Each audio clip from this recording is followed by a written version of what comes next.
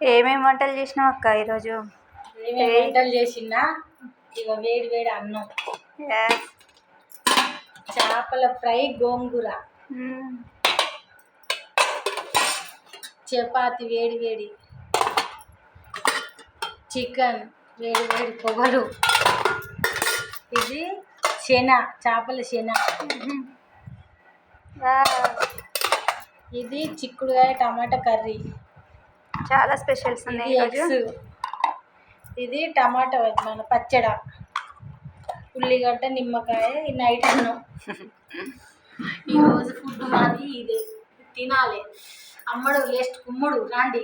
చపాతి వేసుకుంటుంది అమ్మడు, వేడి చికెన్ కర్రీ వేసుకొని, చికెన్ కర్రీ అంటే ఇష్టమే కానీ బాగా ఇష్టం ఉండదు చికెన్ కర్రీ.